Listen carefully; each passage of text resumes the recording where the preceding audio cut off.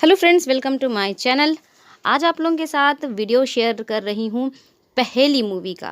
पहेली मूवी शाहरुख खान, रानी Mukherjee starrer movie है और इस मूवी की पूरी स्टोरी भी आपके साथ शेयर करूंगी और इसकी रोचक जानकारियां भी। तो चलिए चलते हैं वीडियो की तरफ। चैनल को सब्सक्राइब करना बिल्कुल मत भूलिएगा, बेल आइकन प्रेस कर लीजिएगा ताकि आने वाले हर वीडियो का नोटिफिकेशन आपको टाइमली मिलता रहे। पहेली फिल्म को रिलीज हुए 19 साल हो गए हैं। 24 जून 2005 के दिन पहेली रिलीज हुई थी।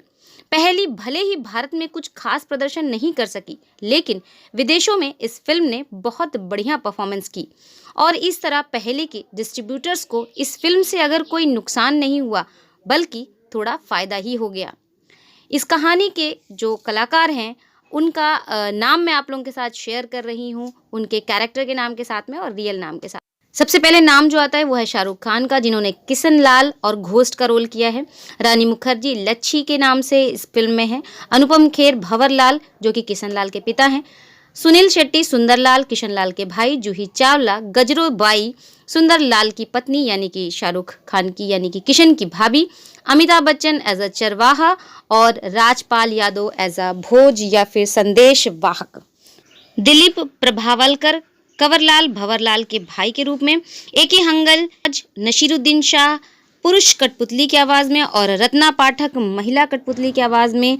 रत्ना पाठक वर्तमान में नसीरुद्दीन शाह जी की वाइफ हैं। फिल्म की कहानी दो कठपुतलियों द्वारा सुनाई गई है जिन्हें नसीरुद्दीन शाह और उनकी असल जिंदगी की पत्नी रत्ना पाठक शाह ने आवाज़ दी है। लक्ष्य यानी कि रानी मुखर्जी की शादी अमीर व्यापारी भंवरलाल यानी कि अनुपम खेर के बेटे किशन यानी कि शाहरुख खान से होने वाली है। किशन एक कर्तव्यनिष्ठ बेटा है जो अपने पिता की इच्छा का सम्मान करते हुए एक नया बिजनेस शुरू कर रहा है जो कि बहुत दूर जा कर के उसे करना है और ये नया बिजनेस शुरू करने के लिए वो शादी के अगले दिन ही तैयार हो जाता है।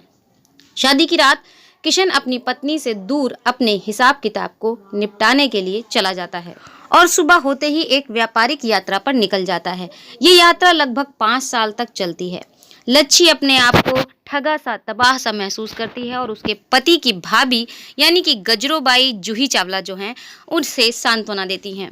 इस आधार पर सहानुभूति जताती है कि भाई गजरोबाई का पति यानी कि सुनील शेट्टी भी अचानक गायब हो गए। अगले दिन एक भूत प्रकट होता है जो लच्छी के प्रति अपने लगाव के कारण किशन का रूप और आवाज ले लेता है। इस प्रकार लच्छी के सामने भूत के रूप में उसकी सभी इच्छाओं को पूरा करता है। वह किशन के इस नए शौकीन, कामुक, जादुई और सामाजिक आत्मविश्वासी रूप को अपना लेती है यानी कि लच्छी। किशन के रूप में भूत असली किशन के सभी परिवार के दोस्तों को अपना दोस्त बना लेता है, उनसे अपना व्यवहार बना लेता है और भंवरलाल को जादुई संभवतः भ्रामक सोने के सिक्कों की पेशकश रखता है। भंवरलाल जब अपने बेटे से पूछते हैं कि तुम यात्रा से वापस क्यों आ गए तो वो एक बहाना बनाता है कि मुझे रास्ते में कोई महंत मिले थे जिन्होंने मुझसे कहा कि यात्रा वात्रा करने की ज़रूरत नहीं है, तुम्हें हर रोज़ सोने के सिक्के तुम्हारे सिरहाने पर मिलेंगे। जब ये बात किशन के पिता यानी कि भंवरलाल को पता चलती है तो वो बहुत खुश होते हैं और एग्री हो जाते हैं कि अच्छा ठीक है, तुम्हें बाहर यात्रा करने के लिए जाने की ज़रूरत नहीं है। सब कुछ अच्छा चल रहा था और भूत की बनाई हुई ये दुनिया बहुत ही अच्छे से चल रही थी। उसकी बस एक गलती उसे प्रॉब्लम में डाल देती है। वो गलती ये होती है कि राजपाल यादव जो कि एक संदेशवाहक होते हैं, वो असली किशन का संदेशा लेकर जब किशन के घर आते हैं तो वो देखते हैं कि भाई किशन तो यहीं मौजूद है और वो परेशान हो जाता है। लेकिन जो भूत किशन के रूप में किशन के घर पर मौजूद होता है वो उस संदेशवाहक को भगाना शुरू कर देता है, बिना पानी पिलाए उसे वहां से भगा देता है। इस बात से वो संदेशवाहक बहुत नाराज हो जाता है और वापस जाता है असली किशन के पास। असली किशन से वो जब सारी बातें बताता है तो असली किशन को लगता है कि ये पियक्कड़ है और ये खत नहीं पहुंचा पाया जिसकी वजह से ये उल जलूल बातें बना रहा है। वहीं लच्छी अपने भूत स्वरूप नकली पति के साथ आनंद से 4 साल तक रहती है। 4 साल बाद उसे पता चलता है कि वो गर्भवती है और ये खबर असली किशन को भी कहीं ना कहीं से पता चल जाती है। वो सच्चाई को जानने के लिए अपने घर पहुंचता है। किशन का परिवार ये पता लगाने में असमर्थ होता है कि भाई 2 किशन हमारे सामने खड़े हैं, दोनों की शक्लें एक जैसी हैं, इनमें से हमारा असली किशन कौन है। कोई रास्ता ना मिलने पर सभी लोग मिलकर ये फैसला करते हैं कि भाई चलो इसका फैसला हम राजा के पास करेंगे, राजा कोई ना कोई रास्ता तो निकालेंगे ही। सभी लोग जब राजा के पास जा रहे होते हैं तो उन्हें रास्ते में एक चरवाहा दिखाई देता है, यानी कि अमिताभ बच्चन जी, जो उनकी मदद करता है। वो भंवरलाल के असली बेटे को ढूंढने में उनसे मदद करता है। मदद वो इस तरीके से करता है कि वो 3 शर्तें रखता है कि इनमें से लच्छी का जो असली प्रेमी, असली पति होगा, वो ये 3 शर्तें पूरी कर देगा, जो वही असली होगा।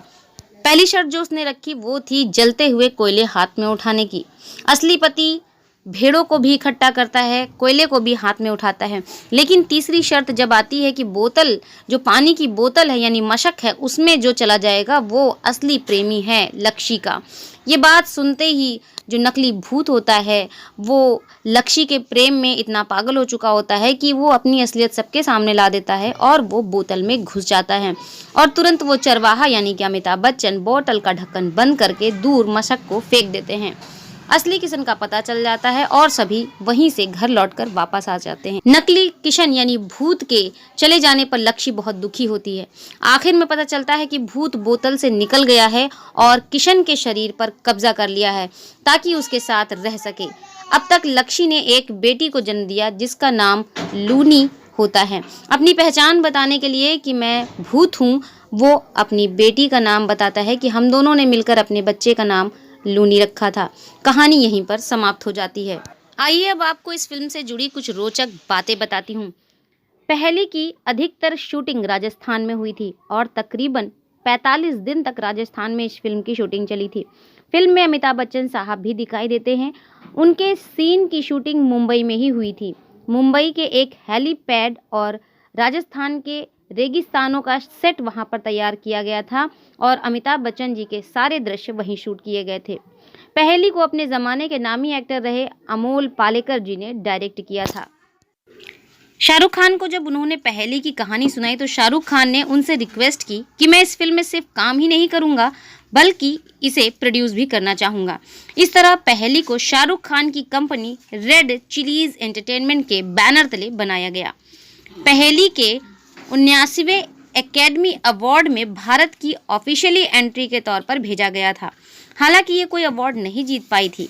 इस फिल्म को कई विदेशी फिल्म फेस्टिवल में भी प्रीमियर किया गया था, जैसे नॉर्वे जिम्बाब्वे फेस्टिवल की शुरुआत ही इस फिल्म से हुई थी। साथ ही अमेरिका के सनडाउंस फिल्म फेस्टिवल व palm spring international film festival में भी पहली का प्रीमियर हुआ था।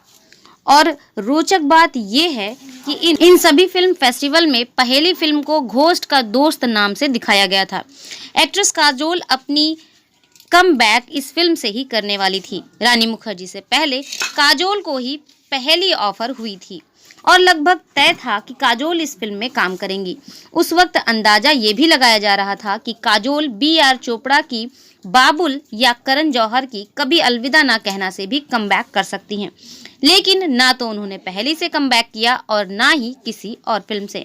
उनका कमबैक हुआ आमिर खान के साथ फिल्म फना से। कहते हैं कि एक्ट्रेस ऐश्वर्या राय बच्चन को भी पहली फिल्म ऑफर हुई थी और ऐश्वर्या इस फिल्म को करने के लिए काफी दिलचस्पी भी दिखा रही थी, लेकिन आखिरकार रानी मुखर्जी को पहली के लिए साइन कर लिया गया। कहा जाता है कि पहली उन 5 फिल्मों में से एक थी जिनमें से ऐश्वर्या को हटाकर रानी मुखर्जी को कास्ट किया गया था। वो 5 फिल्में थी चलते चलते, मैं हूं ना, वीर ज़ारा, पहेली और कभी अलविदा ना कहना। वैसे कहा यह भी जाता है कि ऐश्वर्या के इस फिल्म से हटने के बाद तब्बू जी को भी इस फिल्म का ऑफर दिया गया था, लेकिन तब्बू ने ये फिल्म करने से मना कर दिया। पहली जब रिलीज हुई तब अमोल पालेकर पर आरोप लगा था कि उन्होंने कन्नड़ फिल्म नागा मंडला का स्क्रीन प्ले कॉपी किया है। अमोल पालेकर ने अपने ऊपर लगाए इस आरोप को खारिज कर दिया। उन्होंने कहा कि पहली लेखक विजय दान देथा की कहानी दुविधा पर आधारित है। इस कहानी पर इसी नाम से यानी दुविधा नाम से साल 1973 में एक फिल्म बन चुकी है जिसे डायरेक्ट किया था मणि कौल ने। यानी पहेली 1973 की दुविधा का रीमेक थी। एक समय पर शाहरुख खान पहेली में सुष्मिता सेन को लेना चाहते थे। उन्होंने सुष्मिता सेन से बात भी कर ली थी और सुष्मिता ने फिल्म में काम करने के लिए हामी भी भर दी थी, मगर बाद में पता नहीं क्यों सुष्मिता जी ने ये फिल्म छोड़ दी। इस फिल्म में अमिताभ बच्चन जी के अलावा सुनील शेट्टी, जूही चावला भी स्पेशल अपीयरेंस में थे। फिल्म की कहानी दो कठपुतलियां नैरेट करती हैं। इन कठपुतलियों को नसीरुद्दीन शाह और रत्ना पाठक शाह ने अपनी आवाज नवाजी। मैं तो ऐश्वर्या राय, सुष्मिता सेन, तब्बू, इन सभी को रानी मुखर्जी के कैरेक्टर से मैच करती हुई देख रही हूँ, लेकिन हर बार घूम फिर के मुझे रानी मुखर्जी ही दिखाई देती हैं। खैर, जिसको जो भी रोल मिला अच्छा ही मिला। मुझे तो ये फिल्म अच्छी लगी। बहुत ही प्यारी सॉफ्ट रोमांटिक मूवी है और थोड़ी सी भूतों पर आधारित है। आपने अगर इस मूवी को नहीं देखा है अभी तक तो एक बार ज़रूर देखिए। इस फिल्म के गीतों की अगर बात करें तो सबसे पहला सॉन्ग धीरे जलना, सोनू निगम, श्रेया घोषाल, जिसके लिए सोनू निगम ने स्टार स्क्रीन अवार्ड सर्वश्रेष्ठ पुरुष पार्श्व गायक का पुरस्कार जीता और श्रेया घोषाल ने सर्वश्रेष्ठ महिला पार्श्व गायिका का राष्ट्रीय फिल्म पुरस्कार जीता। धीरे जलना वाद्य कंगना रे, सोनू निगम, श्रेया घोषाल, मधुश्री, बेला शेंडे, कलापिनी कोमाकली, खाली है तेरे बिना, हरिहरन, बेला शेंडे, लागा रे जल लागा, MM करीम और सोनू निगम, श्रुति सोडेलकर, मिन्नत करें श्रेया घोषाल, मधुश्री, बेला शेंडे, फिर रात कटी सुनिधि चौहान, सुखविंदर सिंह, फिर रात कटी रिमिक्स सुनिधि चौहान और सुखविंदर सिंह। सो फ्रेंड्स, ये थी आज की फिल्म। उम्मीद है आप लोगों को फिल्म अच्छी लगेगी अगर आप देखेंगे तो। और वीडियो मेरा कैसा लगा आप लोग कमेंट करके ज़रूर बताइएगा कि किस किसने ये मूवी अभी तक देखी है और किसने नहीं देखी है। आज के लिए बस इतना ही, फिर किसी अच्छी सी स्टोरी के साथ आप लोगों से मिलूँगी। तब तक के लिए नमस्कार। हमेशा हंसते रहिए, मुस्कुराते रहिए और खुश रहिए। चैनल को सपोर्ट ज़रूर करिए। आपके सपोर्ट की मेरे चैनल को और मुझे बहुत ज़रूरत है।